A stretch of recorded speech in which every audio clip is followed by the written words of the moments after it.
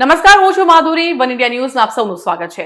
ગુજરાતમાં એક ઐતિહાસિક વૈજ્ઞાનિક પહેલમાં રાજ્ય સરકારે દેશનો પ્રથમ મોટા પાયે જીનોમ મેપિંગ પ્રોજેક્ટ શરૂ કર્યો છે, જે ફક્ત આદિવાસી સમુદાય પર કેન્દ્રિત છે. સૌપ્રથમ જાણી લઈએ કે જીનોમ સિક્વેન્સિંગ અથવા જીનોમ મેપિંગ પ્રોજેક્ટ શું છે. આ પ્રોજેક્ટ હેઠળ 17 જિલ્લાઓમાં ફેલાયેલા આદિવાસી પ્રભુત્વ ધરાવતા વિસ્તારોમાંથી 4158 જૈવિક નમૂનાઓ, જેમાં લોહીનો પણ સમાવેશ થાય છે, એકત્રિત કરવામાં આવશે. આ 20 થી વધુ આદિવાસી સમુદાયોનું પ્રતિનિધિત્વ કરતા 2000 થી વધુ સંપૂર્ણ જીનોમ સિક્વેન્સ ઉત્પન્ન કરશે. જો કે ગુજરાતના નમૂનાઓ અગાઉ રાષ્ટ્રીય સ્તરના જીનોમ ઇન્ડિયા પ્રોજેક્ટનો ભાગ રહ્યા છે. આ પહેલીવાર છે કે જ્યારે રાજ્યના આદિવાસી સમુદાયો માટે સ્વતંત્ર રીતે સંદર્ભ જીનોમ ડેટાબેઝ તૈયાર કરવામાં આવી રહ્યો છે. આ જીનોમ મેપિંગ પ્રોજેક્ટ ગુજરાતની લગભગ 15% આદિવાસી વસ્તીના આનુવાંશિક સ્વાસ્થ્ય અને વિવિધતાને સૂક્ષ્મ સ્તરે સમજવામાં મદદ કરશે. આનાથી કયા સમુદાયોમાં કયા રોગો થવાની શક્યતા વધુ છે અને કયા આનુવાંશિક લક્ષણો પેઢી દર પેઢી પસાર થાય છે તે શોધવામાં મદદ મળશે.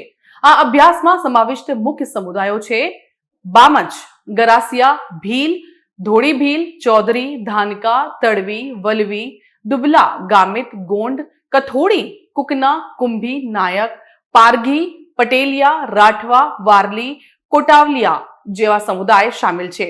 આ અભ્યાસમાં સિદ્ધી સમુદાય, જે તેમના આફ્રિકન મૂળ માટે જાણીતા છે, જે અમરેલી, ભાવનગર, જામનગર, જૂનાગઢ, રાજકોટ અને સુરેન્દ્રનગર જિલ્લામાં રહે છે, તેનો પણ સમાવેશ કરવામાં આવ્યો છે. તમને જણાવી દઈએ કે આ પ્રોજેક્ટ આદિવાસીઓમાં જોવા મળતા ચોક્કસ રોગોના આનુવાંશિક કારણોને, જેમ કે સિકલ સેલ એનિમિયા, થેલેસીમિયા, જન્મજાત રોગો, રોગ પ્રતિકારક સમસ્યાઓ અને કેન્સર સંબંધિત આનુવાંશિક વલણને ઓળખવામાં મદદ કરશે. વાત કરીએ કે આ પ્રોજેક્ટનો હેતુ શું છે. આ પહેલનો હેતુ ફક્ત વૈજ્ઞાનિક સંશોધન નથી, પરંતુ તે આદિવાસી આરોગ્ય સેવાઓને સુધારવા માટે એક વ્યવહારુ અને ડેટા આધારિત વ્યૂહરચના છે. આ જીનોમિક ડેટા આદિવાસી સમુદાય માટે એક સંદર્ભ ડેટાબેઝ બનાવશે, જેનો ઉપયોગ ભવિષ્યની આરોગ્ય સંભાળ નીતિ અને સારવાર ડિઝાઇનમાં કરવામાં આવશે. વાત કરીએ કે આ અભ્યાસ શા માટે જરૂરી છે. અત્યાર સુધી ભારતમાં મોટા ભાગના જીનોમિક અભ્યાસ શહેરી અથવા તો બિન આદિવાસી વસ્તી પર કેન્દ્રિત રહ્યા છે. આદિવાસી સમુદાયની આનુવાંશિક વિવિધતા અને આરોગ્ય જોખમોને ઘણીવાર અવગણવામાં આવ્યા છે. આ પ્રોજેક્ટ આ ઉણપને દૂર કરવા માટે એક નક્કર પગલું છે.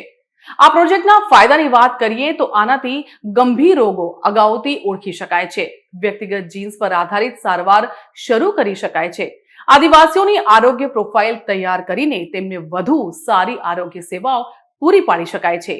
આ પ્રોજેક્ટમાં કોણ કોણ શામેલ છે, જો આની વાત કરીએ તો ગુજરાત સરકારના વરિષ્ઠ અધિકારીઓ, વૈજ્ઞાનિકો, ધારાસભ્યો અને આદિવાસી સમુદાયના પ્રતિનિધિઓએ પણ આ કાર્યક્રમમાં ભાગ લીધો છે.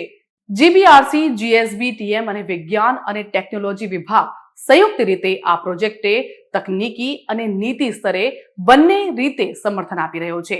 આ પ્રોજેક્ટને 2025 થી 26ના બજેટમાં મંજૂરી આપવામાં આવી છે અને તે આદિવાસી સમુદાય માટે આરોગ્ય સંભાળ અને વૈજ્ઞાનિક ડેટા બંને ક્ષેત્ર એક સીમા ચિહ્નિત રૂપ બની શકે છે.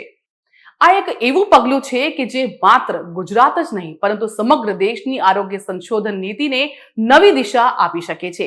ઓડિશા અને મધ્યપ્રદેશે પણ આ પ્રોજેક્ટમાં રસ દાખવ્યો છે.